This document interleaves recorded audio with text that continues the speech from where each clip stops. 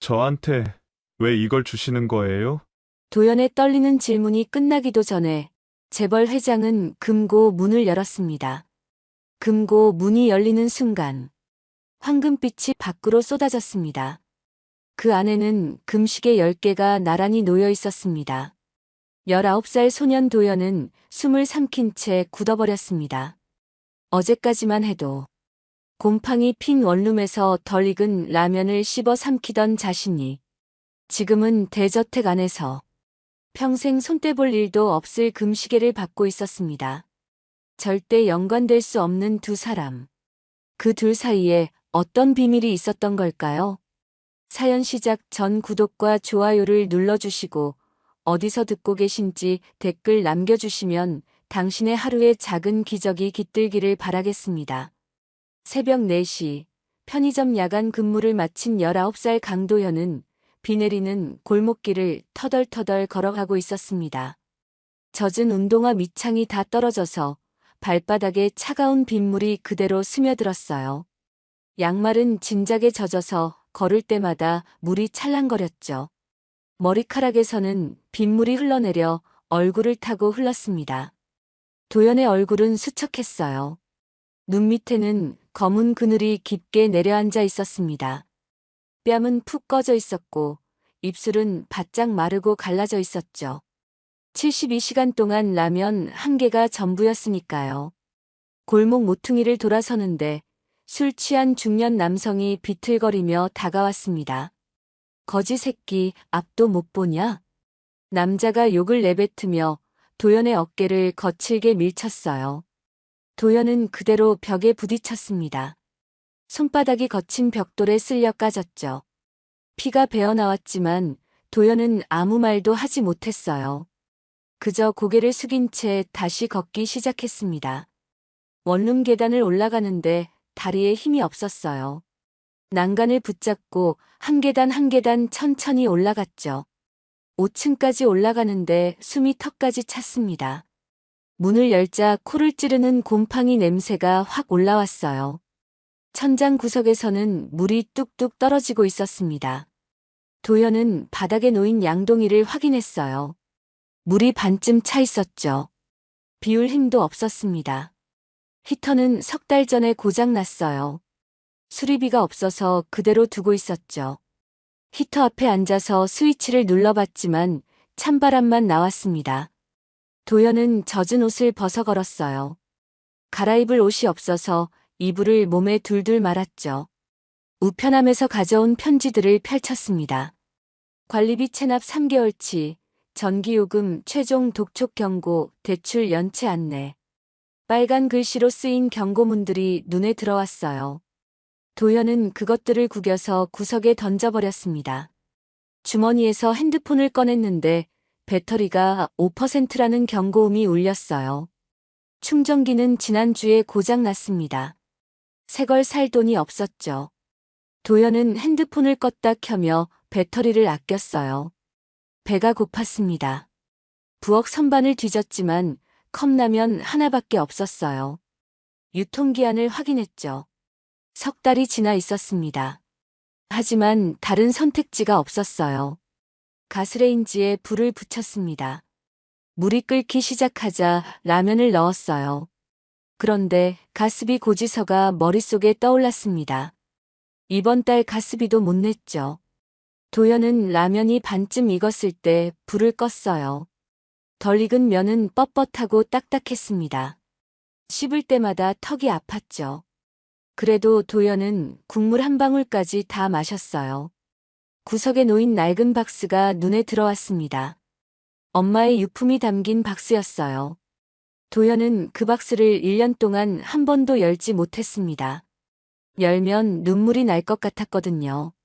하지만 오늘은 달랐어요. 너무 외로웠습니다. 너무 힘들었죠.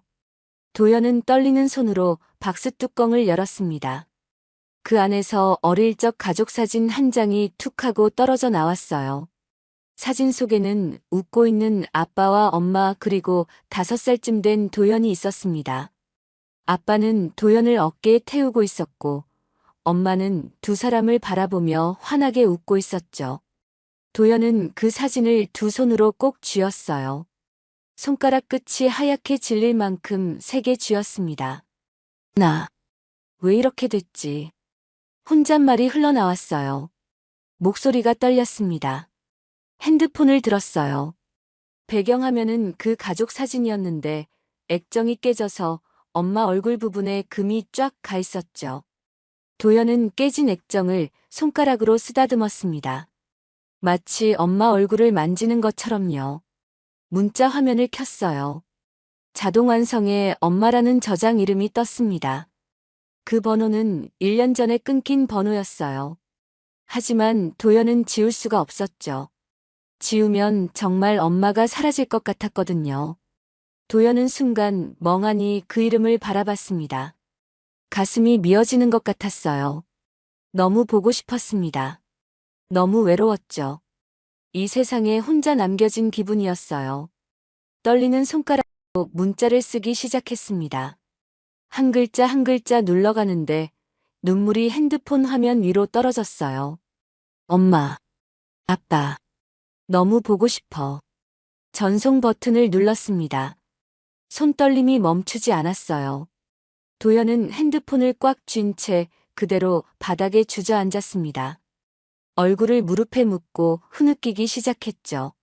엄마, 아빠, 제발, 살려주세요. 도연의 목소리는 좁은 원룸에 메아리 쳤습니다. 아무도 듣는 사람이 없었어요. 천장에서는 여전히 물이 뚝뚝 떨어지고 있었죠. 창밖으로 새벽 첫 버스가 지나가는 소리가 들렸습니다. 도연은 바닥에 쓰러지듯 누워 가족 사진을 가슴에 안았어요. 그리고 그렇게 잠들었습니다. 그 순간 서울 반대편 대저택의 서재에서는 70대 여성인 강혜은 회장이 깊은 밤 서랍을 열고 있었습니다. 그 서랍 맨 아래에는 오래된 핸드폰 한 대가 놓여 있었어요.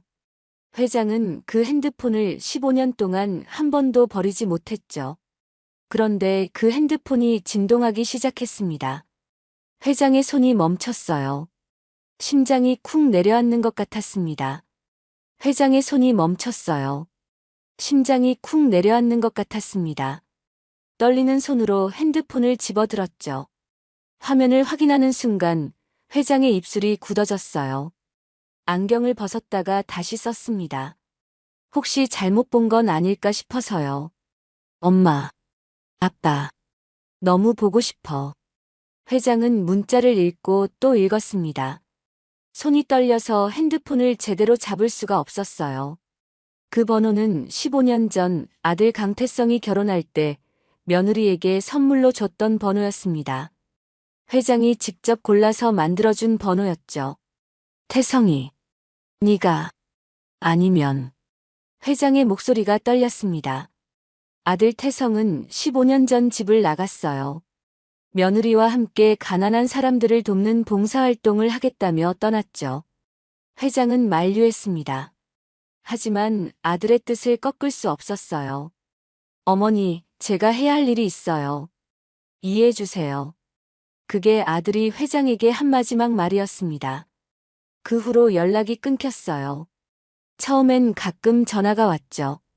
하지만 점점 뜸해지더니 어느 순간부터 완전히 소식이 끊겼습니다. 회장은 15년 동안 아들을 찾았어요. 사람을 보내고 돈을 써가며 찾았죠. 하지만 흔적조차 찾을 수 없었습니다. 살아있는지 어디에 있는지. 회장은 아무것도 알 수 없었어요. 며느리의 번호도 끊겼습니다. 회장은 그 번호를 버릴 수 없었어요. 혹시나 하는 마음으로 다시 개통해서 15년 동안 간직하고 있었죠. 단 하나 남은 연결고리였으니까요. 그런데 오늘 그 번호로 문자가 왔습니다. 엄마, 아빠, 이 문자를 보낼 사람은 태성일까요? 며느리일까요? 아니면 혹시 그들의 아이일까요? 회장은 비틀거리며 침실로 향했습니다. 벽에 걸린 액자 앞에 섰어요. 큰 액자 안에는 아들 태성의 결혼식 사진이 있었습니다. 환하게 웃고 있는 아들과 며느리가 나란히 서 있었죠. 회장은 떨리는 손으로 액자 유리를 쓰다듬었습니다. 아들의 얼굴을 손가락으로 천천히 따라갔어요. 태성아, 네가 보낸 거냐? 아니면. 회장의 눈에서 눈물이 흘러내렸습니다. 15년 동안 참아왔던 눈물이었어요. 회장은 그대로 무릎을 꿇고 주저앉았습니다. 액자를 두 손으로 꼭 껴안았죠. 태성아, 살아있다면, 제발, 살아만 있다면. 회장은 오열했습니다. 70이 넘은 나이에도 눈물은 멈추지 않았어요. 매일 밤 똑같은 악몽을 꿨습니다. 아들이 어딘가에서 힘들어하고 있는 꿈이었죠. 하지만 회장은 아들을 찾을 수 없었어요. 회장은 천천히 일어났습니다. 서재로 돌아가 책상 서랍을 열었어요. 맨 아래 서랍 깊숙한 곳에서 낡은 편지 한 통을 꺼냈습니다.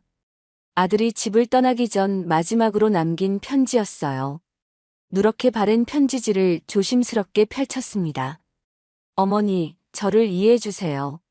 저는 가난한 사람들을 돕고 싶습니다.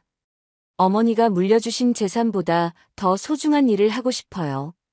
언젠가 제가 어머니를 자랑스럽게 만들어 드릴게요. 사랑합니다. 회장은 편지를 읽다가 손을 멈췄습니다. 눈물이 편지 위로 떨어졌어요. 자랑스럽다. 이미 자랑스러웠단다. 내가 너를 붙잡았어야 했는데. 회장은 편지를 가슴에 꼭 안았습니다. 그리고 다시 핸드폰을 들었어요. 문자를 한 글자 한 글자 다시 읽었죠. 이 문자를 보낸 사람이 혹시 내 소식을 아는 사람이라면. 회장의 손이 떨렸습니다. 태성이 보낸 것일 수도 있었어요. 며느리가 보낸 것일 수도 있었죠. 아니면 혹시 그들이 아이를 낳았다면 그 아이가 보낸 것일 수도 있었습니다. 회장은 떨리는 손으로 내선 전화를 들었습니다. 경호팀장을 불렀어요. 비서실이 아니었습니다. 비서실은 믿을 수 없었죠. 오래전부터 비서실 안에는 회장 몰래 움직이는 세력이 있었거든요. 잠시 후 경호팀장이 서재로 들어왔습니다. 부르셨습니까, 회장님? 회장이 핸드폰을 건넸어요. 손이 너무 떨려서 제대로 잡지도 못했죠. 이 번호로 문자를 보낸 사람을 찾아줘요. 지금 당장. 누구인지 어디에 있는지 모두 확인해 주세요. 경호팀장이 핸드폰을 받아 문자를 확인했습니다. 회장의 눈빛이 심상치 않다는 걸 알았어요. 알겠습니다. 즉시 위치를 추적하겠습니다. 절대 비밀로 움직여요. 비서실에는 알리지 마세요. 단 한 사람에게도 새어나가서는 안 돼요. 경호팀장이 고개를 숙였습니다. 명심하겠습니다. 경호팀장이 나가자 회장은 다시 아들의 결혼 사진을 바라봤습니다. 사진 속 아들의 환한 미소가 보였어요. 태성아, 네가 보낸 거라면 이번엔 내가 꼭 찾아낼게. 한편 회장의 집무실 건물 지하에서는 비밀스러운 모임이 열리고 있었습니다. 비서실장과 몇몇 간부들이 모여 있었어요. 그들은 오래전부터 회장 몰래 회사를 좌지우지해온 사조직이었죠. 회장이 그 핸드폰을 다시 켰다고. 비서실장의 목소리에 긴장감이 묻어났습니다. 예, 15년 만에 처음입니다. 그리고 경호팀장을 급히 불렀어요. 다른 간부가 불안한 표정으로 말했어요. 이건 뭔가 심상치 않아. 회장이 뭘 찾고 있는 거야? 비서실장이 창밖을 바라보며 중얼거렸습니다. 그 아들 때문이겠지. 아직도 포기를 못하고. 그럼 우리가 어떻게 해야 합니까? 일단 지켜봐. 회장이 누굴 찾든 우리한테 위협이 되면 안 돼. 새벽이 밝아오고 있었어요. 회장은 서재 창가에 서서 하늘을 바라봤습니다. 동쪽 하늘이 붉게 물들기 시작했죠. 잠시 후 경호팀장이 다시 들어왔습니다. 회장님 위치를 확인했습니다. 회장이 급히 돌아봤어요. 어디죠? 성북구 달동네입니다. 5층 원룸에 거주하고 있습니다. 회장의 가슴이 철렁 내려앉았습니다. 달동네 5층 원룸. 회장의 입술이 떨렸어요. 지금 당장 가서 그 사람을 모셔오세요. 조심스럽게, 정중하게. 절대 놀라게 해서는 안 돼요. 알겠습니다, 회장님. 경호팀장이 나가자 회장은 다시 창밖을 바라봤습니다. 태성아, 내 소식이라면 무엇이든 제발. 회장의 눈빛은 간절했습니다. 아침 7시 성북구 달동네 골목에 검은색 리무진 한 대가 천천히 들어왔습니다. 좁은 골목길에 어울리지 않는 고급 차였어요. 차체가 너무 커서 골목을 지나는 것조차 조심스러워 보였죠. 주민들이 하나둘 창문을 열고 내다봤습니다. 누군가 핸드폰을 꺼내 사진을 찍기 시작했어요. 저게 뭐야? 저런 차가 왜 여기에? 혹시 누가 복권이라도 당첨된 거 아냐? 주민들이 수군거렸습니다. 리무진이 낡은 원룸 건물 앞에 멈춰 섰어요. 차 문이 열리더니 검은 정장을 입은 경호원 5명이 내렸습니다. 경호원들이 건물 안으로 들어가자 복도는 순식간에 긴장감으로 가득 찼어요. 경호원들이 5층 복도에 줄지어 서자 원룸 세입자들이 문틈으로 고개를 내밀었습니다. 옆집 아줌마가 다른 주민에게 속삭였어요. 도연이가 무슨 일 저질렀나? 저게 경찰 아냐? 경찰치고는 옷이 너무 좋은데. 경호팀장이 500이요. 문패 앞에 섰습니다. 문을 두드렸어요. 강도현 씨. 안에서는 아무 대답이 없었습니다. 경호팀장이 다시 문을 두드렸죠. 강도현 씨 계십니까? 그제야 안에서 부스럭거리는 소리가 들렸어요. 잠시 후 문이 조심스럽게 열렸습니다. 도연이 문틈 사이로 얼굴을 내밀었어요. 눈은 충혈되어 있었고 머리는 헝클어져 있었죠. 도연은 경호원들을 보자마자 얼어붙었습니다. 다리가 후들거렸어요. 전 정말 아무것도 안 했어요. 도연의 목소리가 떨렸습니다. 월세를 밀려서 강제 퇴거라도 당하는 건가 싶었어요. 아니면 빚 때문에 무슨 일이 생긴 건가. 경호팀장이 공손하게 말했습니다. 회장님께서 모시라고 하셨습니다. 도연의 눈이 커졌어요. 회장님? 전 그런 분 모르는데요. 잘못 찾아오신 거 아니에요? 강도현 씨 맞으십니까? 네. 맞긴 한데요. 경호팀장이 다시 말했습니다. 따라와 주시기 바랍니다. 안전은 보장합니다. 도연은 어찌할 바를 몰랐어요. 거부하고 싶었지만 경호원들의 단호한 눈빛에 겁이 났습니다. 혹시 거부하면 더 큰일이 나는 건 아닐까? 잠깐만요. 옷이라도 갈아입고. 도연은 서둘러 방 안으로 들어갔습니다. 떨리는 손으로 제일 깨끗한 옷을 찾았어요. 하지만 깨끗한 옷이라고 해봐야 구멍난 데가 적은 옷뿐이었죠. 도연은 그 옷을 입고 나왔습니다. 문을 나서며 뒤를 돌아봤어요. 곰팡이가 핀 벽, 물이 새는 천장, 차가운 방. 도연의 가슴이 철렁했습니다. 다시는 못 올 수도 있는 건가. 복도를 내려가는 도연을 주민들이 힐끔힐끔 쳐다봤어요. 도연은 고개를 숙인 채 걸었습니다. 건물 밖에 나오자 도연은 리무진을 똑바로 처음 봤습니다. 차가 너무 컸어요. 길이가 거의 작은 버스만큼이나 되는 것 같았죠.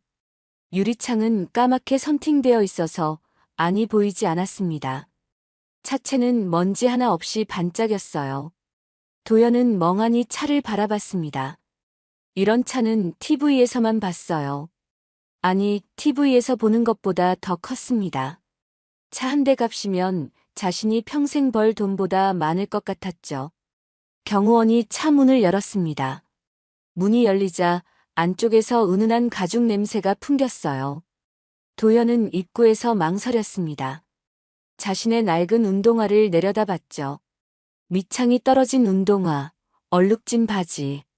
이런 차에 타도 되는 건가? 타십시오. 경호원의 말에 도연은 조심스럽게 차에 올라탔습니다. 발을 들여놓는 순간부터 조심스러웠어요. 혹시 신발에 묻은 흙이 차 바닥을 더럽히는 건 아닐까? 고급 가죽 시트에 앉자마자 도연은 몸을 움츠렸습니다. 시트가 너무 부드러워서 몸이 푹 꺼졌어요. 평생 앉아본 것 중 가장 편한 자리였지만 도연에게는 오히려 불편했습니다. 어디에 손을 둬야 할지, 어떻게 앉아야 할지 몰랐거든요. 도연은 두 손을 무릎 위에 꽉 쥐고 등을 꼿꼿이 세웠습니다. 몸을 시트에 기대지 못했어요.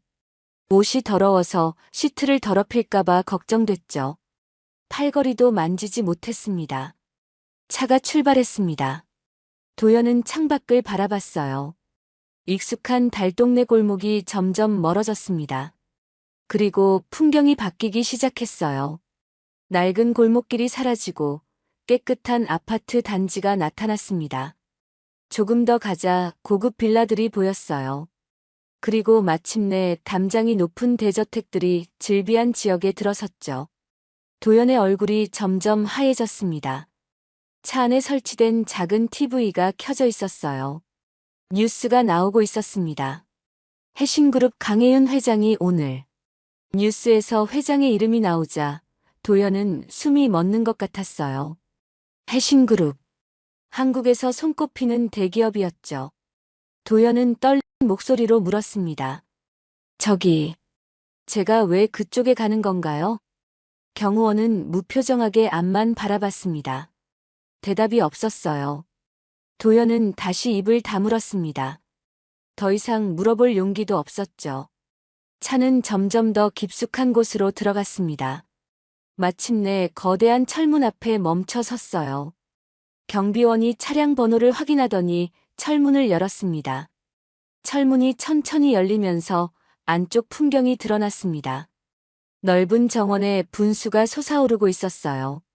대리석으로 만든 현관이 햇빛에 반짝였죠.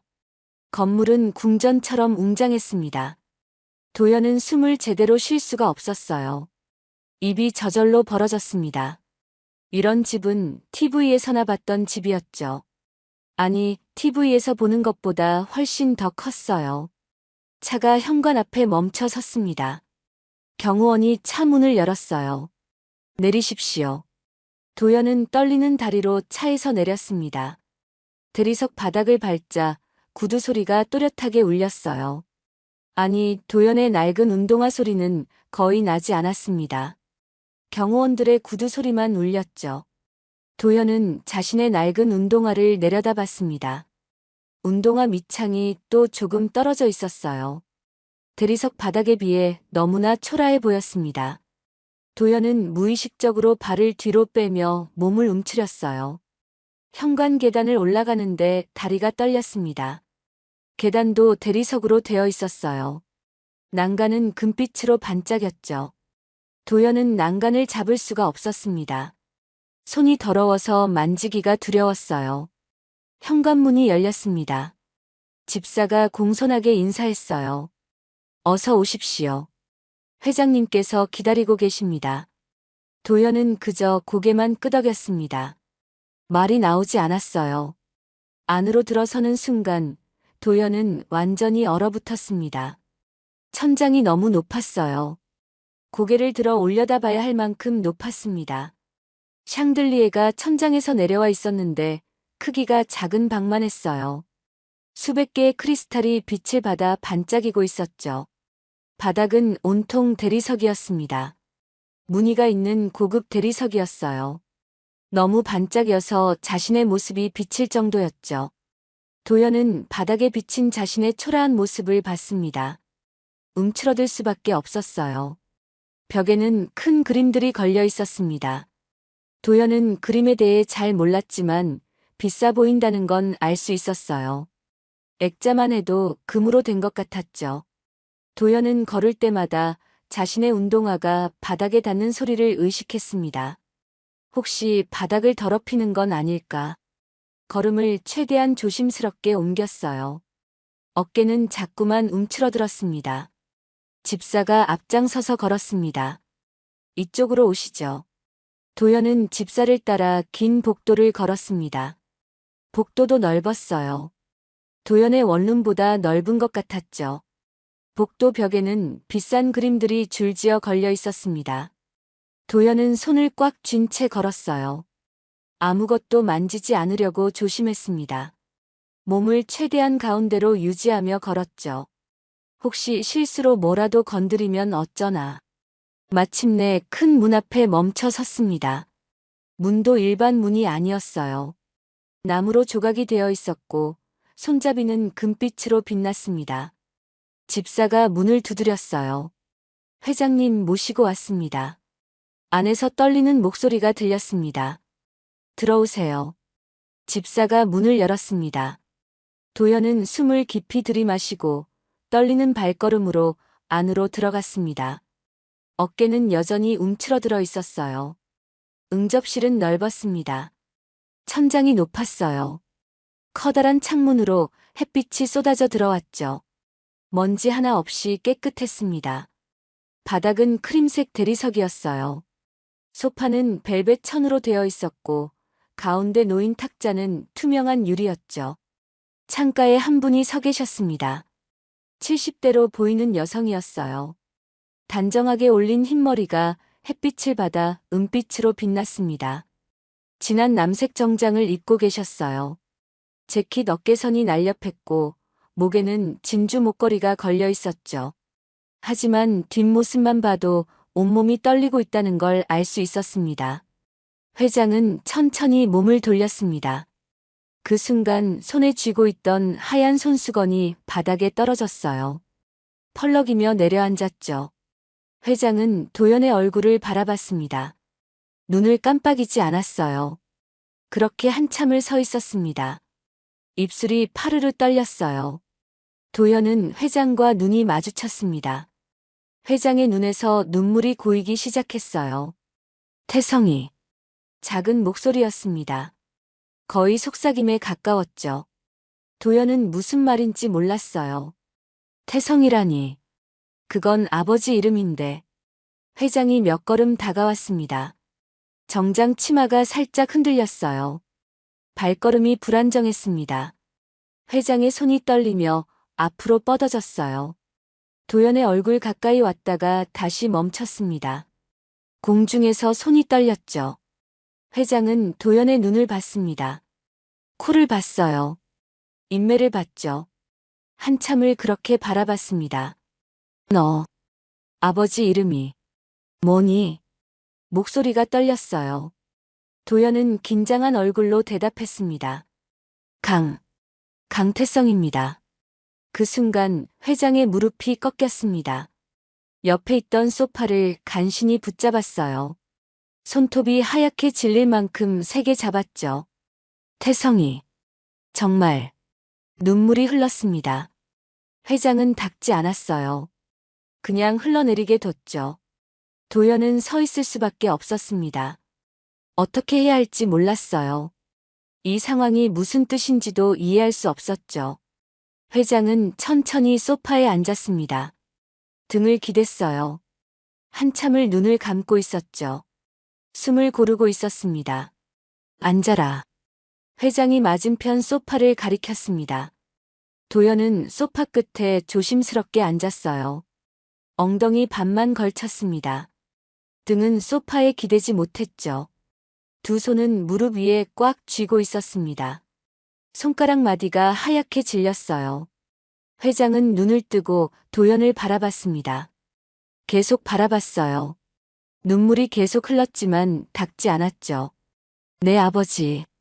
강태성은 어디 계시니? 목소리에 떨림이 있었습니다. 도연의 얼굴이 어두워졌어요. 시선이 바닥으로 내려갔습니다. 고개를 숙였죠. 모릅니다. 아버지는 제가 어렸을 때 돌아가셨어요. 회장의 얼굴 색이 변했습니다. 핏기가 싹 빠졌어요. 입술이 하얗게 변했죠.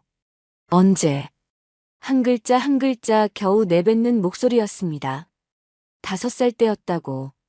엄마가 그러셨어요. 회장은 소파 팔걸이를 붙잡았습니다. 손에 힘이 들어갔어요. 온몸이 떨렸습니다. 15년. 그때. 더 이상 말을 잇지 못했어요. 목이 메었습니다. 도연은 점점 혼란스러워졌어요. 이 할머니가 왜 아버지 이야기에 이렇게 슬퍼하는 거죠? 아버지를 아는 분일까요? 저희 아버지를 아세요? 조심스러운 질문이었습니다. 목소리가 작았어요. 회장은 고개를 들었습니다. 눈물 범벅이 된 얼굴이었어요. 마스카라가 번져 있었죠. 아니, 아는 게 아니라. 잠시 말을 멈췄습니다. 숨을 들이마셨어요. 태성이는 내 아들이야. 응접실이 조용해졌습니다. 창밖에서 새 우는 소리만 희미하게 들렸어요. 도연의 눈이 커졌습니다. 입이 벌어졌죠. 네. 강태성은 내 아들이란다. 회장의 목소리는 떨렸지만 또렷했습니다. 도연은 말을 잃었어요. 머릿속이 하얘졌습니다. 숨을 제대로 쉴 수가 없었어요. 이 할머니가 아버지의 어머니라고요? 그럼 넌 내 손자일지도 모른다. 회장은 떨리는 손으로 눈물을 닦았습니다. 손수건을 꺼냈어요. 눈가를 닦았죠. 도연은 믿을 수가 없었습니다. 평생 혼자였어요. 가족이 없었죠. 엄마마저 1년 전에 세상을 떠났습니다. 그런데 갑자기 할머니가 나타났다니. 하지만 확실하지 않아. 회장이 말했습니다. 검사를 해봐야 해. 피검사를. 도연은 고개를 끄덕였어요. 다른 말이 나오지 않았습니다.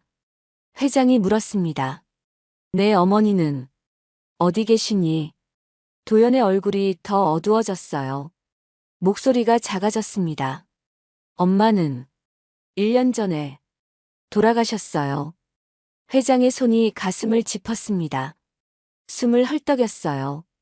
그럼 넌 혼자니? 도연이 고개를 끄덕였습니다. 시선은 여전히 바닥을 향하고 있었어요.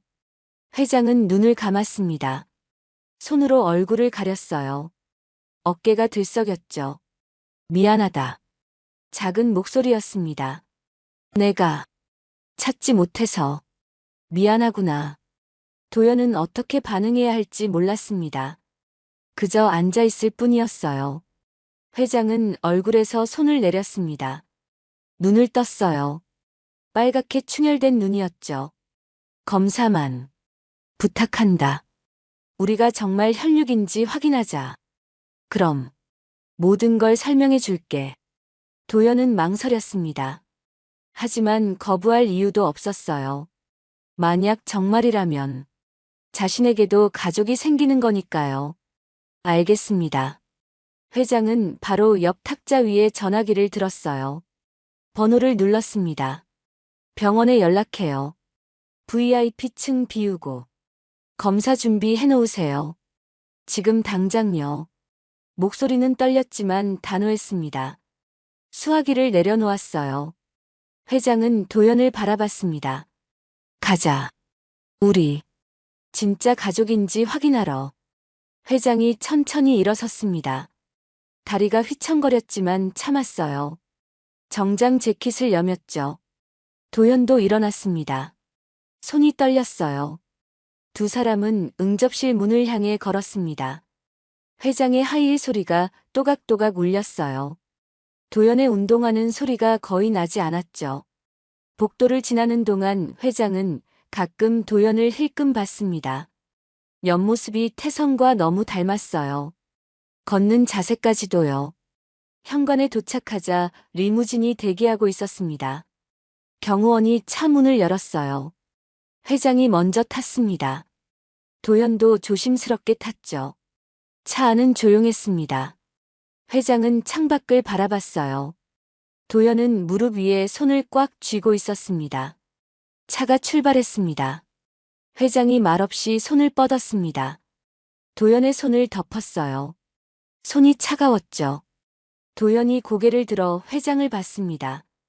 회장도 도연을 바라봤어요. 그 눈빛에는 간절함이 담겨 있었습니다. 병원은 서울 중심가에 있었습니다. 리무진이 지하 주차장으로 들어갔어요. VIP 전용 구역이었죠. 일반 주차장과는 완전히 분리되어 있었습니다. 경호원이 차 문을 열었어요. 회장이 먼저 내렸습니다. 도연이 뒤따라 내렸죠. 엘리베이터를 타고 올라갔습니다. 최상층 버튼이 눌렸어요. 엘리베이터 안은 조용했습니다. 클래식 음악이 희미하게 흘러나왔죠. 도연은 엘리베이터 바닥을 내려다봤습니다. 대리석에 자신의 모습이 비쳤어요. 회장은 손을 꽉 쥔 채 숫자판을 바라봤습니다. 숫자가 올라갔죠. 5, 6, 7, 8. 문이 열렸습니다. 복도는 텅 비어 있었어요. 환자도 보호자도 없었습니다. 간호사 몇 명만 조용히 움직이고 있었죠.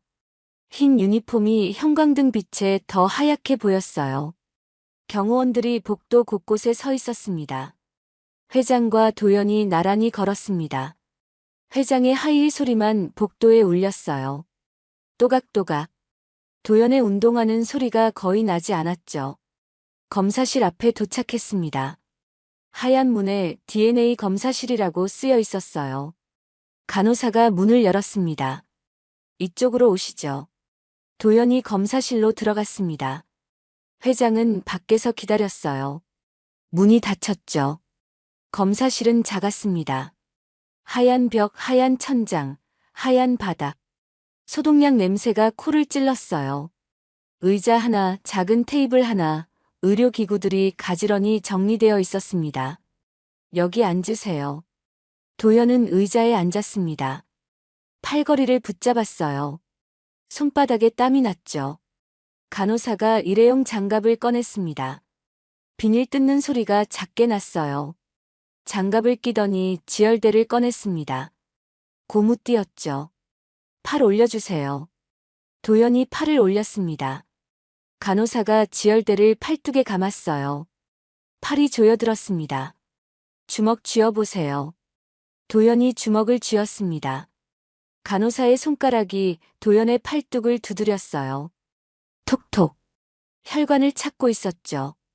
파란 혈관이 살짝 불룩해졌습니다. 소독할게요. 차가워요. 알코올 솜이 팔에 닿았습니다. 차가웠어요. 알코올 냄새가 확 올라왔죠. 코끝이 찡했습니다. 간호사가 주사기를 들었습니다. 투명한 통에 가느다란 바늘이 달려 있었어요.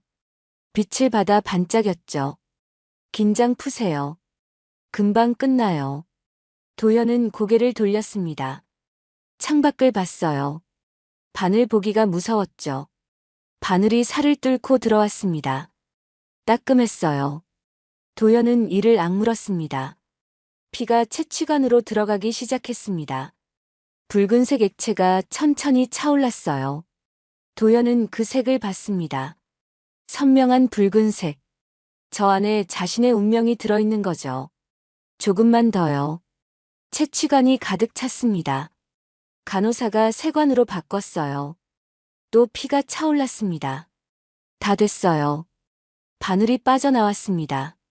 간호사가 솜을 대고 눌렀어요. 하얀 솜에 빨간 점이 번졌죠. 테이프로 고정시켰습니다. 팔 접어서 올려주세요. 5분 정도요. 도연은 팔을 접었습니다. 검사실을 나왔어요. 복도에 회장이 서 있었습니다. 창가에 기대어 서 있었어요. 손에 무언가를 쥐고 있었죠. 도연의 발소리를 듣고 회장이 돌아봤습니다. 끝났니? 네. 회장은 손에 쥔 것을 도연에게 보여줬어요. 낡은 사진이었습니다. 모서리가 달아 있었죠. 젊은 남자가 환하게 웃고 있는 사진이었어요.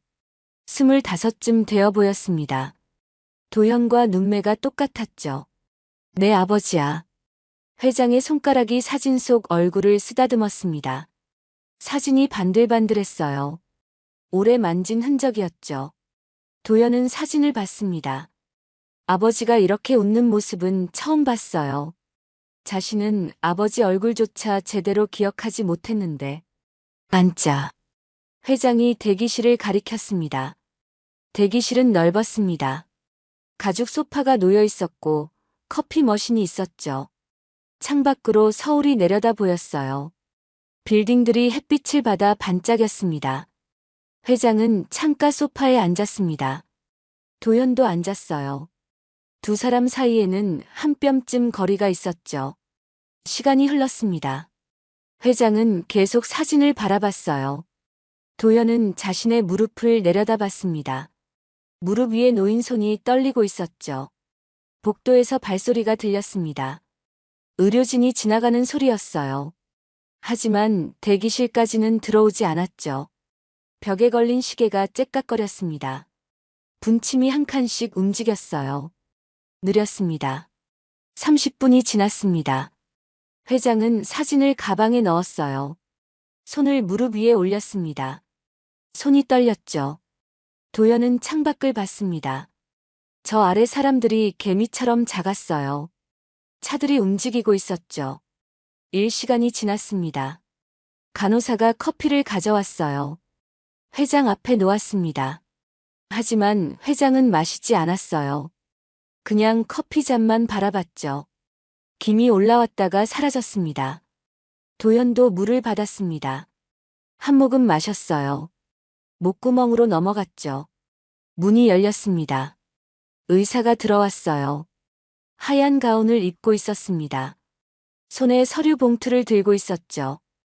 회장이 벌떡 일어섰습니다. 도연도 일어났어요. 의사의 얼굴은 무표정했습니다. 결과 나왔습니까? 회장의 목소리가 떨렸습니다. 네, 회장님. 의사가 봉투를 내밀었어요. 회장의 손이 떨렸습니다. 봉투를 받았지만 열지 못했어요. 그냥 손에 쥐고 서 있었죠. 도연은 숨을 참았습니다. 심장이 터질 것 같았어요.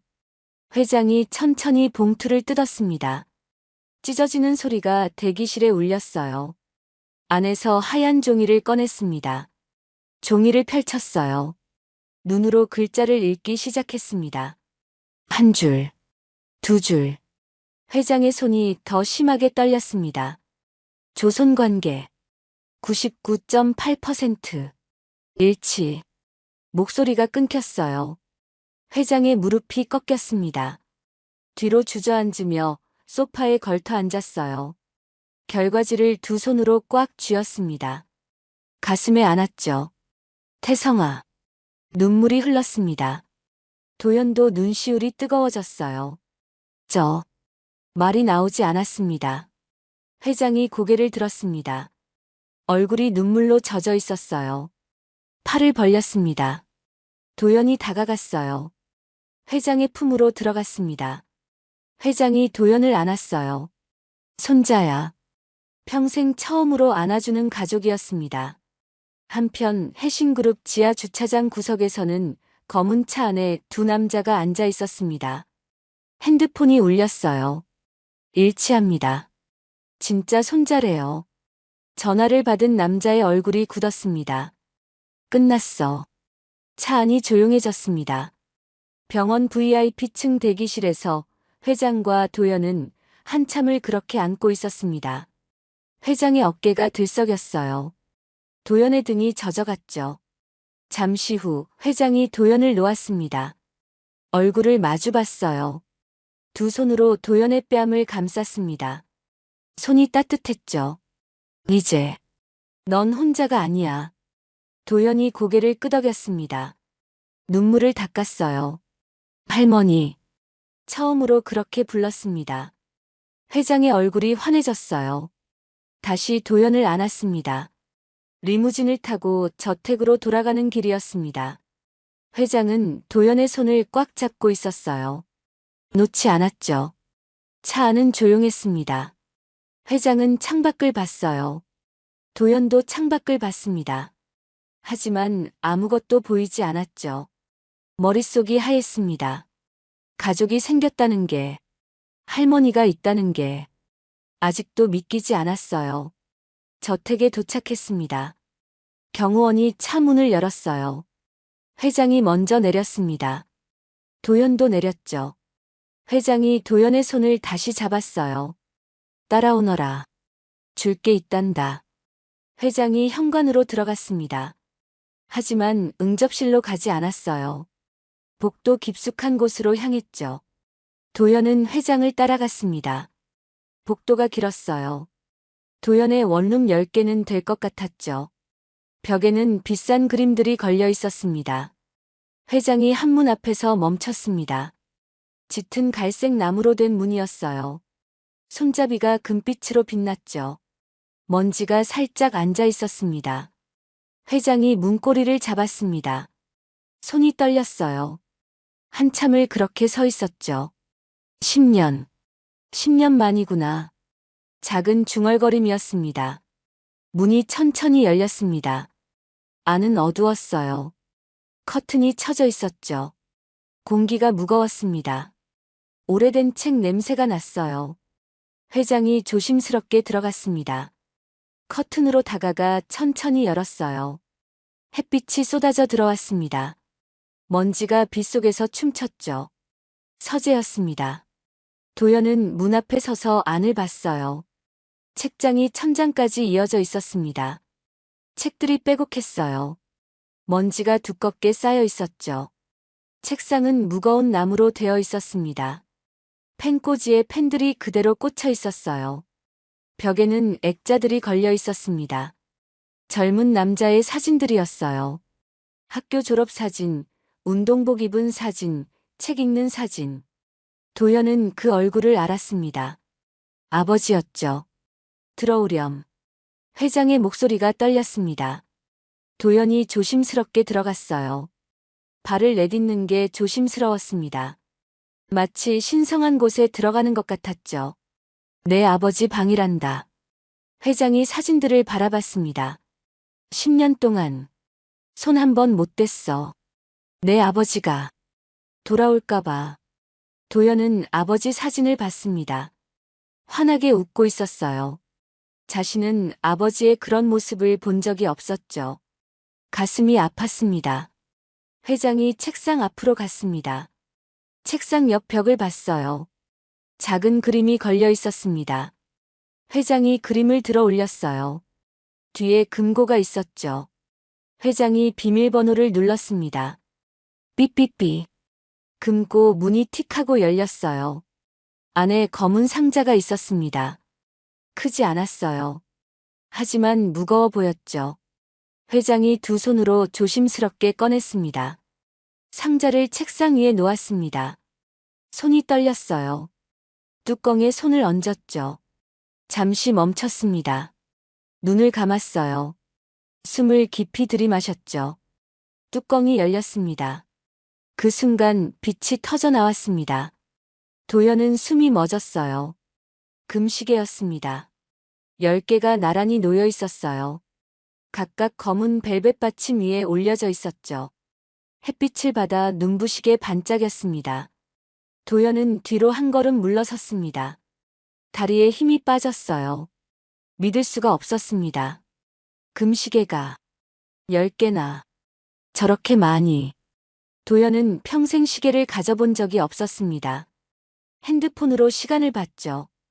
그것도 액정이 깨진 핸드폰으로요. 그런데 저건 금으로 된 시계가 10개나. 이건 목소리가 나오지 않았습니다. 회장이 상자를 쓰다듬었습니다. 손가락이 떨렸어요. 내 아버지가 돌아오면 매년 생일마다 하나씩 주려고 10년 동안 모아둔 거란다. 회장의 목소리가 끊겼습니다. 도연은 시계들을 봤어요. 하나, 둘, 셋, 10개, 10년, 매년 하나씩. 할머니가 아버지를 기다리며 가슴이 뜨거워졌습니다. 하지만 내 아버지는 단 한 개도 받지 못했어. 회장의 눈에서 눈물이 흘렀습니다. 도연도 눈물이 났어요. 아버지가 이런 걸 받을 수 있었는데 받지 못하고. 회장이 떨리는 손으로 시계 하나를 들어 올렸습니다. 가장 왼쪽에 있던 시계였어요. 시계를 들자 더 반짝였습니다. 회장이 시계를 뒤집었어요. 작은 글씨가 새겨져 있었습니다. 사랑하는 아들 태성에게. 도연은 그 글씨를 봤습니다. 눈물로 흐려졌죠. 손으로 눈을 닦았어요. 다시 봤습니다. 글씨가 선명했어요. 대신 네가 받아다오. 회장이 도연의 손을 잡았습니다. 시계를 도연 손바닥에 올려놨어요. 도연은 시계를 받았습니다. 손에 닿는 순간 온몸이 떨렸어요. 차가웠습니다. 무거웠어요. 너무 무거웠죠. 무게가 아버지의 무게 같았습니다. 도연은 시계를 두 손으로 받쳐들었습니다. 떨렸어요. 떨어뜨릴까봐 무서웠죠. 이런 걸 자신이 받아도 되는 건가요? 이건 내 아버지의 시간이야. 내 아버지가 살았어야 할 시간. 회장의 목소리가 떨렸습니다. 도연은 시계를 가슴에 안았습니다. 눈물이 멈추지 않았어요. 할머니, 저는 이런 걸 말이 나오지 않았습니다. 회장이 도연의 손목을 잡았습니다. 조심스럽게 시계줄을 풀었어요. 손이 떨려서 시간이 걸렸죠. 한참 만에 풀렸습니다. 시계를 도연의 손목에 가져갔어요. 채우기 시작했습니다. 고리를 끼우고 조절하고 회장의 손이 계속 떨렸어요. 도연은 그 모습을 봤습니다. 할머니가 자신의 손목에 금시계를 시계가 손목에 찼습니다. 도연은 손목을 들어 올렸어요. 시계가 햇빛에 반짝였습니다. 너무 빛났어요. 눈이 부셨죠. 도연은 믿을 수가 없었습니다. 어제까지만 해도 곰팡이 핀 원룸에서 덜 익은 라면을 먹던 자신이 지금은 금시계를 차고 있다니. 손목이 무거웠습니다. 시계 무게 때문이 아니었어요. 아버지의 무게, 할머니의 사랑, 10년의 기다림. 그 모든 게 손목에 매달려 있는 것 같았죠. 할머니, 도연이 회장을 봤습니다. 회장이 도연을 안았어요. 이제 내 시간이란다. 내 아버지가 살지 못한 그 시간을 네가 살아다오. 두 사람은 한참을 그렇게 서 있었습니다. 햇빛이 창문으로 들어와 두 사람을 비쳤어요. 도연 손목에 금시계가 빛났습니다. 한편 해신그룹 본사 지하 주차장에서는 검은 차 안에 세 사람이 앉아 있었습니다. 금시계까지 줬다고 비서실장이 물었어요. 네, 10년 동안 모아둔 것들이요. 10개 전부요. 보고를 받은 비서실장의 얼굴이 굳었습니다. 회장이 진심이구나. 차 안이 무거워졌어요. 저 아이를 진짜 후계자로 만들 거예요. 비서실장이 주먹을 쥐었습니다. 안 돼. 절대 안 돼. 저 아이의 과거를 파헤쳐. 뭐든 찾아내. 이틀이 지났습니다. 저택 2층, 도연에게 배정된 방이었습니다. 방은 넓었어요.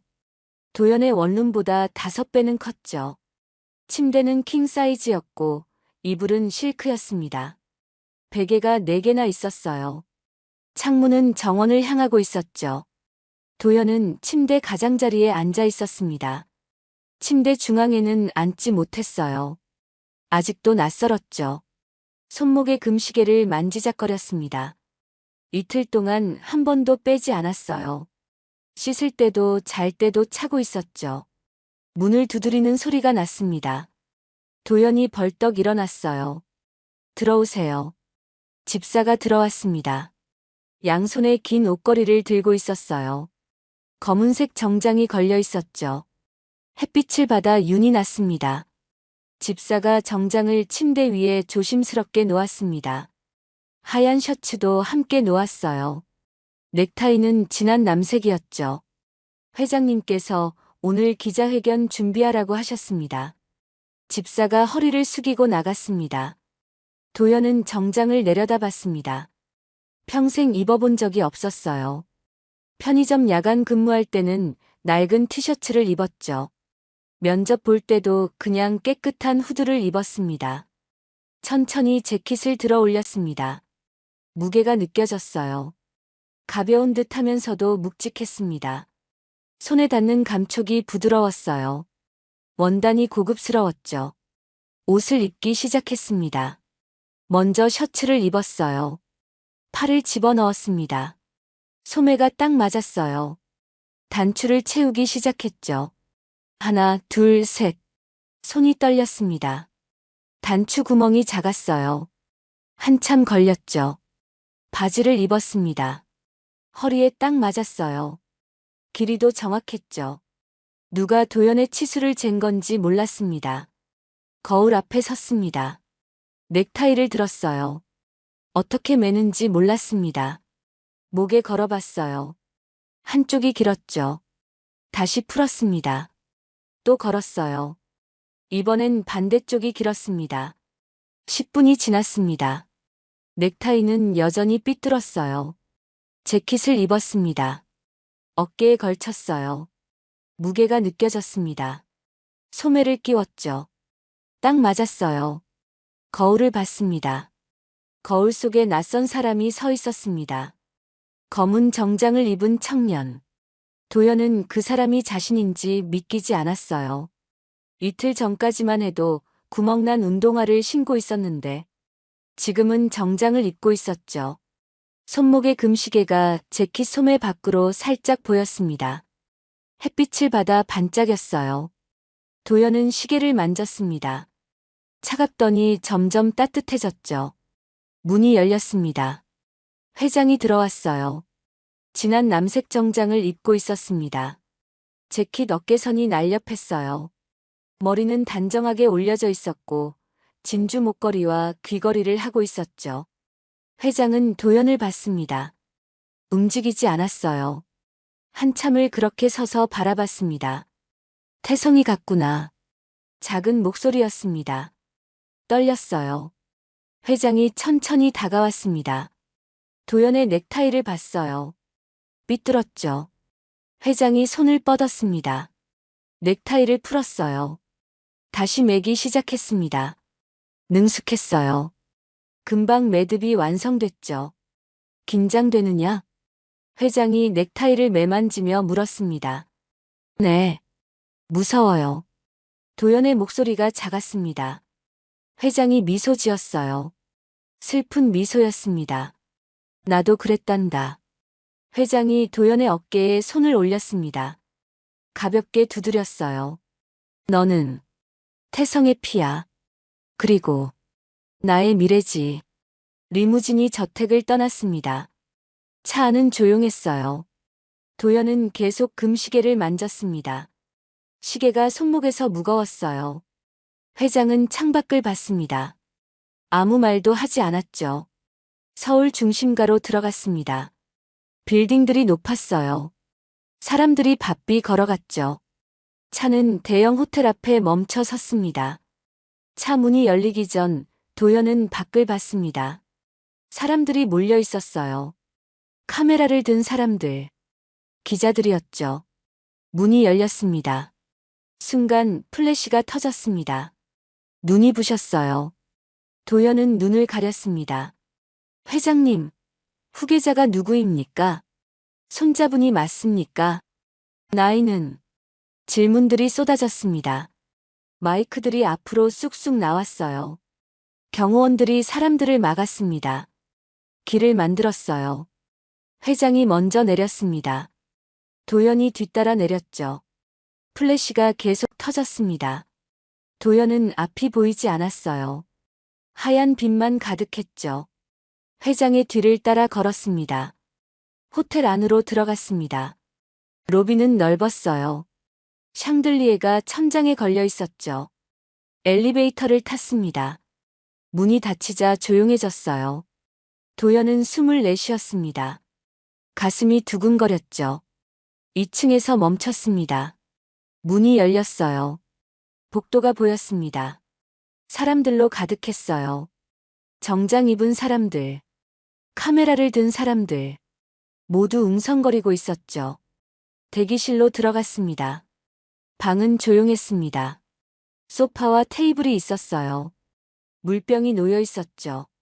도연은 소파에 앉았습니다. 손을 무릎 위에 올렸어요. 꽉 쥐었습니다. 손바닥에 땀이 났어요. 회장이 물병을 열어 컵에 따랐습니다. 도연에게 건넸어요. 마셔라. 도연이 받아 마셨습니다. 손이 떨려서 물이 흔들렸어요. 목구멍으로 넘어갔죠. 시계를 봤습니다. 3분 남았어요.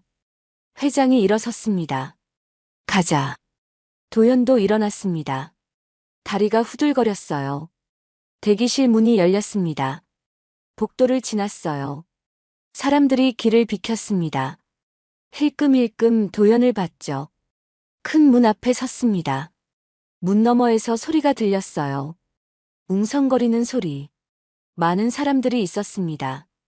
회장이 도연의 손을 잡았습니다. 함께 가자. 손이 따뜻했어요. 문이 천천히 열렸습니다. 그 순간 세상이 빛으로 가득 찼습니다. 플래시가 터졌어요. 수백 개, 아니 수천 개. 빛이 사방에서 쏟아졌습니다. 도연은 눈을 감았어요.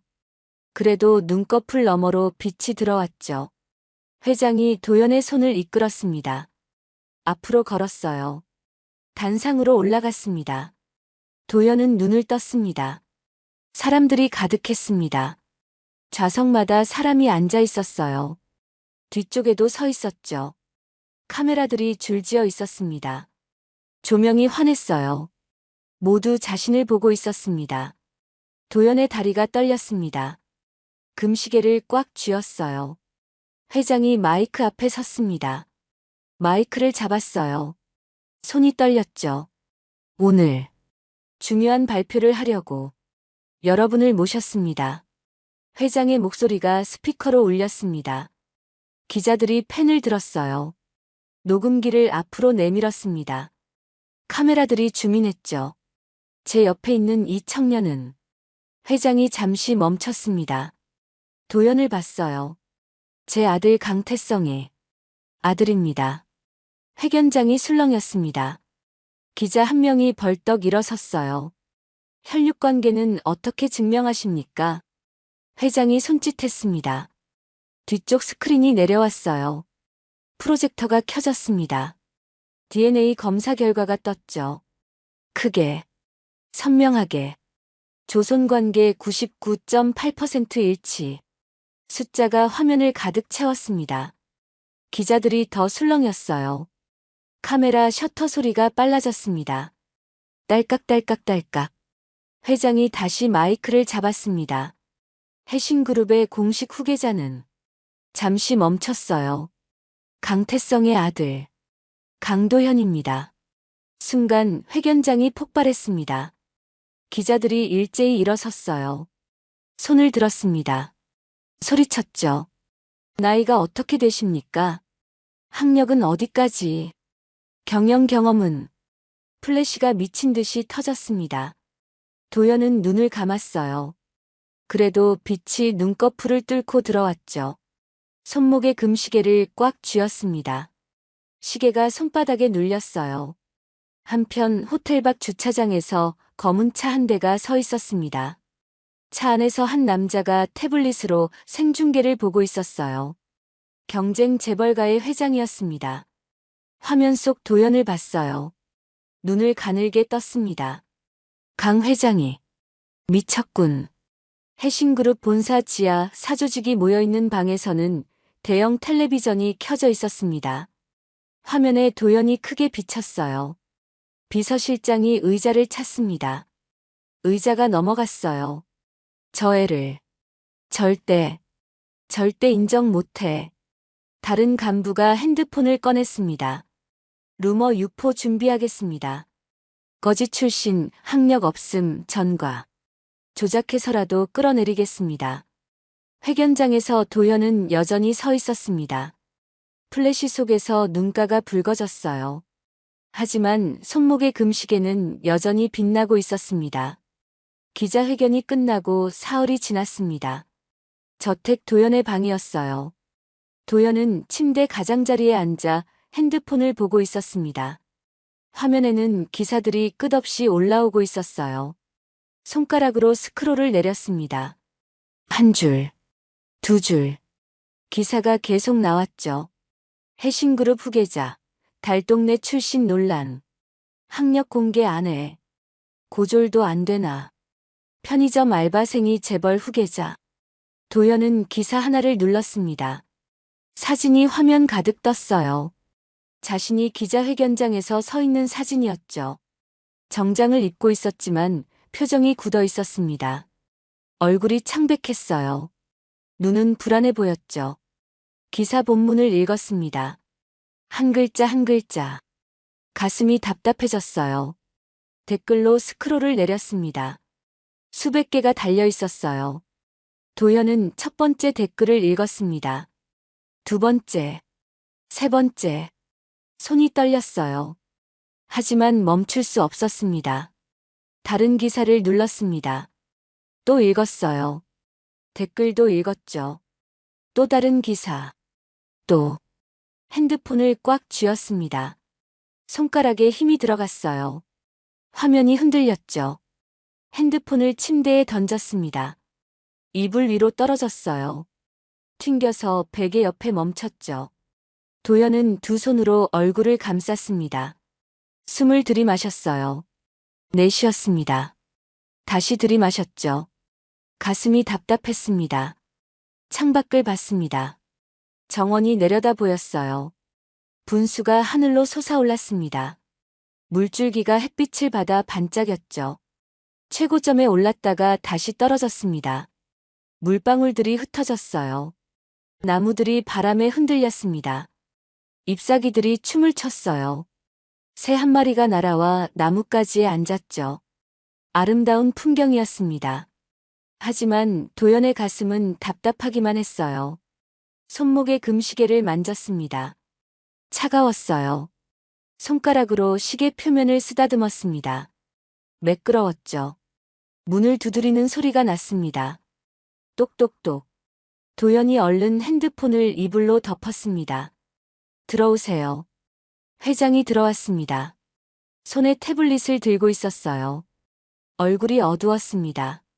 입술이 굳어 있었죠. 회장은 도연 옆에 앉았습니다. 침대가 살짝 꺼졌어요. 한참을 아무 말도 하지 않았습니다. 봤니? 기사들. 도연이 고개를 끄덕였습니다. 말이 나오지 않았어요. 회장이 한숨을 내쉬었습니다. 긴 한숨이었어요. 어깨가 축 처졌습니다. 신경 쓰지 마라. 다 거짓말이야. 누군가 일부러 퍼뜨리는 거란다. 도연은 바닥을 봤습니다.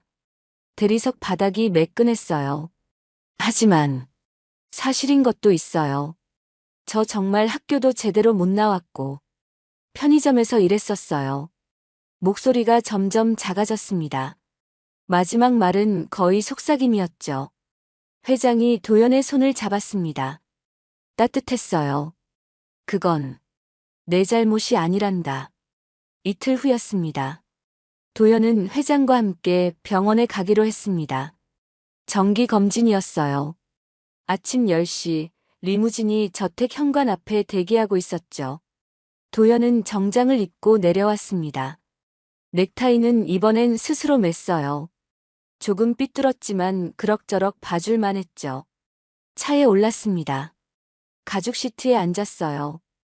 회장이 옆에 앉았죠. 차가 출발했습니다. 철문이 천천히 열렸어요. 차는 조용히 저택을 빠져나갔습니다. 도연은 창밖을 봤습니다. 거리가 지나갔어요. 사람들이 인도를 걸어갔습니다. 출근하는 사람들, 장 보러 가는 사람들, 모두 바빠 보였죠. 평범한 일상이었습니다. 도연은 그들을 바라봤어요. 부러웠습니다. 병원에 도착했습니다. 차는 지하 주차장으로 들어갔어요. VIP 전용 구역이었죠. 조명이 밝았습니다. 경호원이 차 문을 열었습니다. 회장이 먼저 내렸어요. 도연이 뒤따라 내렸습니다. 주차장은 넓었어요. 기둥들이 줄지어 서 있었죠. 경호원 4명이 주변을 살폈습니다. 엘리베이터로 향했습니다. 회장이 앞서 걸었어요. 도연이 따라갔죠. 하이힐 소리와 구두 소리가 주차장에 울렸습니다. 그때였습니다. 기둥 뒤에서 인기척이 났습니다. 도연이 그쪽을 봤어요. 한 남자가 나타났습니다. 검은 모자를 깊이 눌러 쓰고 있었어요. 마스크도 쓰고 있었죠. 선글라스까지 끼고 있었습니다. 얼굴이 거의 보이지 않았어요. 남자가 걸어왔습니다. 빨랐어요. 걸음이 점점 빨라졌죠. 뛰기 시작했습니다. 경호원 한 명이 앞으로 나섰습니다. 팔을 벌려 가로막았어요. 남자가 경호원을 밀쳤습니다. 힘이 셌어요. 경호원이 비틀거렸습니다. 옆으로 밀려났죠. 도연이 뒤로 물러섰습니다. 발이 뒤엉켰어요. 계단 첫 번째 단에 걸렸습니다. 중심을 잃었어요. 뒤로 넘어질 뻔했죠. 다른 경호원 2명이 달려왔습니다. 남자를 양쪽에서 붙잡았어요. 남자가 발버둥 쳤습니다. 팔을 휘둘렀죠. 가짜야. 가짜라고. 남자의 목소리가 주차장에 울렸습니다. 메아리 쳤어요. DNA 조작한 거 다 알아. 다 거짓말이야. 경호원들이 남자를 끌고 갔습니다. 남자는 계속 소리쳤어요. 발을 질질 끌렸죠. 목소리가 점점 멀어졌습니다. 도연은 그 자리에 서 있었습니다. 움직일 수 없었어요. 가슴이 두근거렸습니다. 심장이 터질 것 같았죠. 숨이 가빠졌습니다. 손이 떨렸어요. 회장이 달려왔습니다. 도연의 팔을 잡았어요. 괜찮니? 다치진 않았니? 도연은 대답할 수 없었습니다. 입이 열리지 않았어요. 그저 떨렸습니다. 검진은 취소됐습니다. 바로 차에 올랐어요. 저택으로 돌아갔습니다. 차 안은 조용했습니다. 도연은 창밖을 봤어요. 하지만 아무것도 보이지 않았죠. 눈앞이 흐렸습니다. 그날 밤이었습니다. 도연은 방에 혼자 있었어요. 불을 끄고 침대에 앉아 있었습니다. 커튼을 열어뒀어요. 달빛이 들어왔습니다. 방 안이 희미하게 밝았죠. 핸드폰이 울렸습니다. 진동이 침대 시트를 타고 전해졌어요. 화면을 봤습니다. 모르는 번호였어요. 문자가 왔습니다. 도연은 화면을 열었습니다. 거짓말쟁이. 곧 들통난다. 도연의 손이 떨렸습니다. 핸드폰을 침대에 놓았습니다. 다시 울렸어요. 진동 소리가 방 안에 울렸죠. 또 다른 번호였습니다. 문자를 열었어요. 가짜 후계자 꺼져라. 또 울렸습니다. 또. 문자가 쏟아졌어요. 모두 모르는 번호들이었습니다. 도연은 핸드폰 전원 버튼을 길게 눌렀습니다. 화면이 꺼졌어요. 하지만 가슴은 계속 두근거렸습니다. 창밖을 봤습니다. 달이 떠 있었어요. 밝았습니다. 손목에 금시계를 만졌습니다. 차가웠어요. 눈물이 흘렀습니다. 한편 회장은 서재에 있었습니다. 책상 위에 서류가 쌓여 있었어요. 높이가 30cm는 됐죠. 모두 도연에 대한 비방 기사를 출력한 것들이었습니다. 회장은 서류들을 하나씩 읽고 있었습니다. 빨간 펜으로 밑줄을 그었어요. 동그라미를 쳤습니다. 표시가 점점 많아졌죠. 내선 전화를 들었습니다. 번호를 눌렀어요. 법무팀 불러요. 지금 당장. 목소리가 차가웠습니다. 30분 후 법무팀장이 서재로 들어왔습니다. 숨이 가빴어요. 뛰어온 것 같았죠. 앉으세요. 법무팀장이 의자에 앉았습니다. 회장이 서류 더미를 법무팀장 앞으로 밀었습니다. 서류들이 책상을 가로질러 움직였어요. 이 기사들. 출처를 찾아요. 누가 돈 주고 쓰게 한 건지. 다 파헤쳐요. 법무팀장이 서류들을 들여다봤습니다. 1장, 2장. 표정이 굳어졌어요. 알겠습니다. 즉시 조사하겠습니다. 해신그룹 본사 지하 사조직이 모여있는 방이었습니다. 비서실장이 가죽 의자에 기대어 앉아 있었어요. 다리를 꼬고 있었죠. 테이블 위에는 태블릿이 놓여 있었습니다. 화면에는 도연을 비방하는 기사들이 가득했어요. 문이 열렸습니다. 다른 간부가 들어왔어요. 오늘 병원에서 사람 보냈습니다. 계획대로요. 비서실장이 고개를 끄덕였습니다. 입꼬리가 올라갔어요. 잘했어. 저 애를 계속 압박해. 정신적으로 무너뜨려야 해. 간부가 의자에 앉았습니다. 다음 단계는 뭡니까? 학력 조작 의혹을 터뜨려. 증거는 우리가 만들면 돼. 두 사람은 웃었습니다. 방 안에 웃음소리가 울렸어요. 저택 도연의 방에서는 도연이 여전히 어둠 속에 앉아 있었습니다. 손목에 금시계를 만졌어요. 차가웠습니다. 손가락으로 계속 쓰다듬었죠. 창밖으로 별이 보였습니다. 많았어요. 하늘 가득 반짝이고 있었죠. 도연은 생각했습니다. 내가 여기 있어도 되는 걸까? 눈물이 계속 흘렀습니다. 뺨을 타고 흘러내렸어요. 턱에서 떨어졌죠. 눈물이 계속 흘렀습니다. 뺨을 타고 흘러내렸어요. 턱에서 떨어졌죠. 일주일이 지났습니다. 회장의 서재였습니다. 아침 6시였어요. 해가 막 떠오르고 있었죠. 창문으로 붉은 빛이 들어왔습니다. 회장은 책상 앞에 앉아 있었어요. 밤새 잠을 자지 않은 것 같았습니다. 눈 밑에 그늘이 깊게 내려앉아 있었죠. 책상 위에는 서류들이 가득했어요. 커피 잔이 3개나 놓여 있었습니다. 모두 비어 있었죠. 문을 두드리는 소리가 났습니다. 들어오세요. 법무팀장이 들어왔습니다. 손에 두꺼운 파일을 들고 있었어요. 표정이 심각했습니다. 회장님, 조사 결과 나왔습니다. 법무팀장이 파일을 책상 위에 놓았습니다. 파일이 무거운 소리를 내며 책상에 닿았어요. 회장이 파일을 열었습니다. 첫 장을 넘겼어요. 두 번째, 세 번째. 얼굴이 점점 굳어졌습니다. 비서실이. 예, 비서실 산하 사조직이 모든 루머를 유포했습니다. 기자들에게 돈을 줬고요. 가짜 증언자도 만들었습니다. 회장의 손이 떨렸습니다. 파일을 꽉 쥐었어요. 종이가 구겨졌죠. 더 있습니다. 법무팀장이 다른 서류를 꺼냈습니다. 10년 전 태성 도련님의 화재 사고 보고서가 조작됐습니다. 회장의 얼굴이 하얗게 변했습니다. 뭐라고?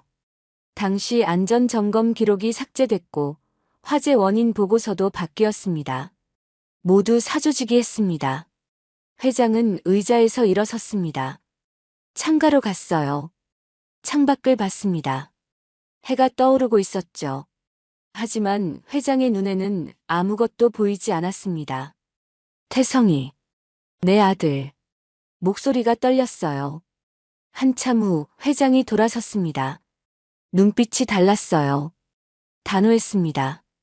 준비해요. 기자회견. 언제로 하시겠습니까? 이틀 후. 그날 오후였습니다. 도연은 방에서 나오지 않고 있었어요. 식사도 거의 하지 않았죠. 집사가 가져온 음식은 그대로 식어 있었습니다. 침대에 누워 천장을 봤습니다. 하얀 천장. 아무 무늬도 없었어요. 도연은 그저 그것을 바라봤습니다. 문을 두드리는 소리가 났습니다. 대답하지 않았어요. 문이 열렸습니다. 회장이 들어왔어요. 할머니. 도연이 일어나 앉았습니다. 회장이 침대 옆에 앉았습니다. 도연의 손을 잡았어요. 내 아버지 사고. 조작됐단다. 도연의 눈이 커졌습니다. 비서실 사람들이 증거를 없앴어.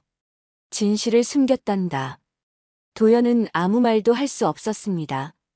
그리고 너를 공격한 것도 모두 그들이야. 회장의 목소리가 떨렸어요. 이틀 후 기자회견한다. 모든 걸 밝힐 거야. 도연이 회장을 봤습니다. 함께 가자. 우리 함께. 이틀이 지났습니다. 기자회견 당일 아침이었어요. 도연은 정장을 입고 있었습니다. 거울 앞에 섰어요. 넥타이를 맸습니다. 이번엔 삐뚤지 않았죠. 손목에 금시계를 봤습니다. 반짝였어요. 도연은 시계를 쓰다듬었습니다. 회장이 방에 들어왔습니다. 진한 남색 정장을 입고 있었어요. 머리는 단정했고 화장도 완벽했죠. 하지만 얼굴은 긴장되어 있었습니다. 준비됐니? 네. 떨리느냐? 네. 하지만 괜찮아요. 도연이 금시계를 만졌습니다. 아버지가 함께 계신 것 같아요. 회장의 눈에 눈물이 고였습니다. 그래. 태성이가 우리와 함께 있단다. 리무진이 출발했습니다. 이번에는 호텔이 아니었어요. 해신그룹 본사였습니다. 더 큰 기자회견장이 있었죠. 차가 본사 지하 주차장에 들어섰습니다. 엘리베이터를 탔어요. 1층 로비로 올라갔습니다. 로비는 사람들로 가득했습니다. 직원들, 기자들, 모두 웅성거리고 있었어요. 회장과 도연이 나타나자 사람들이 조용해졌습니다. 모두 두 사람을 봤어요. 회장이 앞장서서 걸었습니다. 도연이 뒤따랐어요. 경호원들이 길을 만들었죠. 대기실로 들어갔습니다. 법무팀장이 기다리고 있었어요. 손에 두꺼운 서류 뭉치를 들고 있었습니다. 모두 준비됐습니다. 회장이 고개를 끄덕였습니다. 시간이 됐습니다. 문이 열렸어요. 복도를 지나 회견장 문 앞에 섰습니다. 회장이 도연의 손을 잡았습니다. 함께 가자. 문이 열렸습니다. 플래시가 터졌습니다. 이번에는 더 많았어요. 수천 개. 빛이 쏟아졌죠. 단상에 올랐습니다. 회장이 마이크 앞에 섰어요. 도연은 옆에 섰습니다. 회장이 마이크를 잡았습니다. 손이 떨렸어요. 하지만 목소리는 단호했습니다. 오늘 해신그룹의 어두운 진실을 밝히려고 합니다. 기자들이 술렁였어요. 스크린이 내려왔습니다. 첫 번째 자료가 떴어요. 비서실 산하 사조직 12억 원 횡령. 다음 화면. 도연에 대한 루머 유포. 기자 매수 증거. 또 다음. 10년 전 화재 사고 보고서 조작. 태성의 죽음 은폐. 회견장이 술렁거렸습니다. 카메라가 미친 듯이 움직였어요. 회장이 계속 말했습니다. 한 글자 한 글자. 또렷하게. 도연은 그 모습을 봤습니다. 할머니가 아버지를 위해, 자신을 위해 싸우고 있었어요. 손목에 금시계가 빛났습니다. 한편 본사 지하에서는 사조직 사람들이 짐을 싸고 있었습니다. 서류를 태우고 있었어요. 연기가 피어올랐죠. 빨리, 빨리 움직여. 비서실장이 소리쳤습니다. 그때 문이 열렸어요. 경찰이 들어왔습니다. 여러 명이었어요. 횡령, 배임, 증거인멸 혐의로 긴급 체포합니다. 수갑이 채워졌습니다. 차가운 금속이 손목을 감쌌어요. 비서실장이 발버둥 쳤습니다. 이럴 순 없어. 우리가 누군지 알아. 하지만 경찰은 그를 끌고 나갔습니다. 회견장에서는 회장이 마지막 말을 하고 있었습니다. 태성의 죽음을 덮은 자들. 오늘로 모두 끝입니다. 도연이 마이크 앞으로 나왔습니다. 떨렸어요. 하지만 말했습니다. 저는 아버지처럼 사람을 살리는 사람이 되고 싶습니다. 의사가 되겠습니다. 회견장이 조용해졌습니다. 그리고 박수가 터져 나왔습니다. 1명, 2명, 점점 많아졌어요. 회견장 전체가 박수로 가득 찼습니다. 도연의 눈에서 눈물이 흘렀습니다. 하지만 이번에는 슬픔이 아니었어요. 회장이 도연을 안았습니다. 플래시가 그 순간을 담았습니다. 할머니와 손자, 함께 서 있는 모습을. 6개월이 지났습니다. 저택 도연의 방이었어요. 책상 위에는 책들이 쌓여 있었습니다. 생물, 화학, 수학, 의대 입시 준비 교재들이었죠. 책 옆에는 노트가 펼쳐져 있었어요. 빼곡하게 쓴 필기가 가득했습니다. 도연은 책상에 앉아 있었어요. 형광등 불빛 아래서 책을 읽고 있었죠. 밤 11시였습니다. 손목의 금시계가 희미하게 빛났어요. 문이 조용히 열렸습니다. 회장이 들어왔어요. 손에 따뜻한 우유 한 잔을 들고 있었습니다. 아직도 공부하니? 도연이 고개를 들었습니다. 눈이 충혈되어 있었어요. 네. 조금만 더 할게요. 회장이 우유를 책상 위에 놓았습니다. 도연의 어깨에 손을 올렸어요. 너무 무리하지 마라. 건강이 먼저야. 괜찮아요. 꼭 합격하고 싶어요. 도연이 손목의 시계를 만졌습니다. 아버지처럼 되고 싶어요. 회장의 눈가가 붉어졌습니다. 석 달이 더 지났습니다. 의대 입시 발표 날이었어요. 아침 10시 인터넷으로 합격자를 발표하는 날이었죠. 도연은 방에 혼자 있었습니다. 컴퓨터 앞에 앉아 있었어요. 손이 떨렸습니다. 마우스를 잡았지만 클릭할 수 없었죠. 문이 열렸습니다. 회장이 들어왔어요. 함께 보자. 회장이 도연 옆에 섰습니다. 도연이 마우스를 움직였습니다. 합격자 조회 페이지로 들어갔어요. 수험 번호를 입력했습니다. 하나, 둘, 셋. 손이 떨려서 번호를 잘못 눌렀어요. 지우고 다시 입력했죠. 엔터를 눌렀습니다. 화면이 바뀌었어요. 합격을 축하합니다. 글자가 떴습니다. 도연은 화면을 멍하니 봤습니다. 믿기지 않았어요. 다시 봤습니다. 여전히 같은 글자였죠. 아빠. 해냈어요. 도연의 목소리가 떨렸습니다. 회장이 도연을 안았습니다. 두 사람은 한참을 그렇게 서 있었어요. 며칠 후였습니다. 도연은 회장과 함께 아버지 태성의 서재로 갔습니다. 합격증을 들고 있었어요. 서재 문을 열었습니다. 책들이 그대로 있었어요. 먼지는 이제 닦여 있었습니다. 회장이 가끔 와서 청소했죠. 도연은 책상 앞에 섰습니다. 합격증을 책상 위에 조심스럽게 놓았어요. 아버지, 저 의대 갔어요. 작은 목소리였습니다. 회장이 도연의 어깨에 손을 올렸습니다. 아무 말도 하지 않았어요. 그냥 함께 서 있었죠. 일주일이 지났습니다. 도연은 자신의 방을 정리하고 있었어요. 옛날 원룸에서 가져온 짐들을 정리하는 중이었죠. 대부분 버릴 것들이었습니다. 박스 하나를 열었습니다. 낡은 옷가지들이 들어 있었어요. 그 밑에 뭔가 딱딱한 게 만져졌습니다. 꺼내봤어요. 캠코더였습니다. 오래된 캠코더였어요. 케이스가 금이 가 있었고 버튼이 떨어져 나간 것도 있었죠. 도연은 캠코더를 들어 올렸습니다. 전원 버튼을 눌렀어요. 아무 반응이 없었습니다. 고장 난 것 같았죠. 의대 오리엔테이션 날이었습니다. 강의실에서 교수가 말하고 있었어요. 의사는 기록자입니다. 환자의 증상을 기록하고 치료 과정을 기록하죠. 기록은 사라진 진실을 되살립니다. 도연은 그 말을 듣고 있었습니다.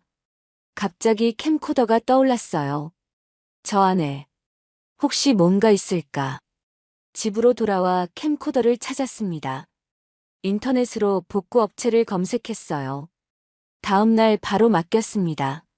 2주가 지났습니다. 복구센터에서 전화가 왔어요. 복구 완료됐습니다. 영상이 살아났어요. 도연은 즉시 복구센터로 갔습니다. 캠코더를 받았어요. 저택으로 돌아왔습니다. 방으로 들어가 문을 잠갔어요. 캠코더를 컴퓨터에 연결했습니다. 파일을 열었습니다. 화면이 나타났습니다. 흔들리는 영상이었어요. 초점이 맞춰졌습니다. 한 남자가 보였어요. 도연은 숨을 멈췄습니다. 아버지였습니다. 젊은 아버지. 20대 후반쯤 되어 보였어요. 환하게 웃고 있었습니다. 낡은 옷을 입고 있었죠. 뒤로 시골 마을이 보였습니다. 여보, 왜 찍어? 아버지가 웃으며 말했습니다. 엄마 목소리가 들렸어요. 기록해야지. 당신 좋은 일 하는 거. 화면이 바뀌었습니다. 아버지가 아이들을 진료하고 있었어요. 청진기를 대고 있었죠. 도연은 화면을 보다가 무너졌습니다. 무릎을 꿇었어요. 눈물이 쏟아졌습니다. 아빠. 한참을 울었습니다.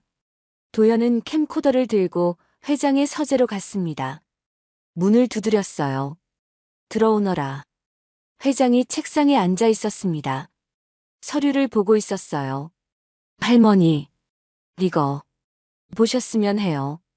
도연이 캠코더를 내밀었습니다. 회장은 캠코더를 받아들었어요. 낡고 금간 캠코더. 손에 쥐자 묵직했습니다. 이게 뭐니? 아버지. 영상이에요. 복구했어요. 회장의 손이 떨렸습니다. 캠코더를 떨어뜨릴 뻔했어요. 도연이 컴퓨터를 켰습니다. 캠코더를 연결했어요. 파일을 찾았습니다. 재생 버튼에 마우스를 올렸죠. 준비되셨어요? 회장은 대답하지 않았습니다. 그저 화면을 바라봤어요. 손을 꽉 쥐었습니다. 도연이 재생 버튼을 눌렀습니다. 화면이 켜졌습니다. 검은 화면. 잡음. 그리고 태성이 나타났습니다. 회장의 입에서 작은 소리가 났습니다. 숨 쉬는 소리. 아니, 숨이 멎은 소리였어요. 화면 속 태성은 웃고 있었습니다. 카메라를 보며 손을 흔들었어요. 입이 움직였죠. 여보, 왜 찍어? 목소리가 스피커로 흘러나왔습니다. 회장의 몸이 굳었습니다. 의자를 꽉 움켜쥐었어요. 손톱이 하얗게 질렸죠. 태성의 목소리. 15년 만에 듣는 아들의 목소리. 회장은 화면에서 눈을 뗄 수 없었습니다. 태성이 움직이고 있었어요. 살아 있었습니다. 웃고 말하고 숨 쉬고 있었죠. 회장의 손이 저절로 화면으로 갔습니다. 떨리는 손가락이 화면에 닿았어요. 차가웠습니다. 하지만 화면 속 태성은 따뜻해 보였어요. 태성아. 목소리가 나왔습니다. 떨렸어요. 깨졌죠. 화면이 바뀌었습니다. 태성이 시골 마을을 걷고 있었어요. 아이들이 뛰어와 태성의 손을 잡았습니다. 태성이 웃으며 아이들 머리를 쓰다듬었어요. 회장은 그 손을 봤습니다. 태성의 손. 어릴 적 자신의 손을 잡았던 그 손. 이제 다른 아이들을 쓰다듬고 있었어요. 눈물이 흘렀습니다. 회장은 닦지 않았어요. 그냥 흐르게 뒀습니다. 화면이 또 바뀌었습니다. 태성이 낡은 진료소 안에 있었어요. 한 아이가 울고 있었습니다. 태성이 무릎을 꿇고 아이 눈높이에 맞췄어요. 청진기를 꺼내 아이 가슴에 댔습니다. 아프지 않아. 괜찮아. 태성의 목소리가 들렸습니다. 부드러웠어요. 따뜻했죠. 회장은 그 목소리에 무너졌습니다. 의자에서 미끄러져 내렸어요. 바닥에 무릎을 꿇었습니다. 태성아. 우리 태성이. 손으로 입을 막았습니다. 하지만 소리가 새어나왔어요. 흐느끼는 소리. 태성이 주머니에서 사탕을 꺼냈습니다. 아이에게 줬어요. 아이가 울음을 그치고 웃었습니다. 태성도 웃었어요. 환하게, 행복하게. 회장은 그 웃음을 봤습니다. 15년 동안 보지 못했던 아들의 웃음. 사진 속 웃음이 아니라 살아 움직이는 웃음. 미안해. 태성아. 엄마가 미안해. 목소리가 떨렸습니다. 화면 속 태성은 계속 웃고 있었어요. 아이들과 놀고 환자들을 돌보고 사람들에게 웃어주고. 회장은 화면을 보며 손을 뻗었습니다. 만지고 싶었어요. 안아주고 싶었죠. 하지만 손은 차가운 화면만 만졌습니다. 태성아. 엄마 여기 있어. 엄마. 화면이 또 바뀌었습니다. 태성이 카메라를 정면으로 보고 있었어요. 진지한 표정이었습니다. 언젠가 내 아이도 사람을 살리는 사람이 됐으면 좋겠어. 회장의 심장이 멎는 것 같았습니다. 의사가 되든 다른 방법이든 사람을 도우면 좋겠어. 그게 내 꿈이야. 태성이 다시 웃었습니다. 언젠가 내 아이에게 이 영상을 보여주고 싶어. 아빠가 어떻게 살았는지. 화면이 흔들렸습니다. 엄마가 카메라를 들고 있었나 봐요. 당신 참 좋은 아빠 될 거야. 엄마의 목소리가 들렸습니다. 태성이 카메라를 향해 손을 흔들었어요. 아빠가 사랑한다. 화면이 꺼졌습니다. 서재는 조용했습니다. 컴퓨터 펜 돌아가는 소리만 작게 들렸어요. 회장은 바닥에 무릎을 꿇은 채 화면을 바라보고 있었습니다. 검은 화면. 아무것도 없었어요. 하지만 회장은 계속 바라봤습니다. 눈물이 흘렀습니다. 멈추지 않았어요. 어깨가 들썩였습니다. 태성아, 봤니? 내 아들. 의사 됐어. 내 꿈. 이루고 있어. 목이 메었습니다. 미안해. 정말. 미안해. 엄마가 너를 지켜주지 못해서. 도연은 회장 옆에 무릎을 꿇고 앉았습니다. 회장을 안았어요. 할머니, 아버지, 행복해 보이셨죠? 회장이 도연을 꽉 안았습니다. 그래, 행복해 보였어. 우리 태성이 정말 행복해 보였단다. 두 사람은 한참을 그렇게 앉아 있었습니다. 해가 저물고 있었어요. 창문으로 붉은 빛이 들어왔습니다. 회장은 눈물을 닦았습니다. 떨리는 손으로 도연의 얼굴을 만졌어요. 태성이 너를 봤을 거야. 네가 아버지 뜻 있는 거 분명 보고 있을 거란다. 도연이 고개를 끄덕였습니다. 손목에 금시계를 만졌어요.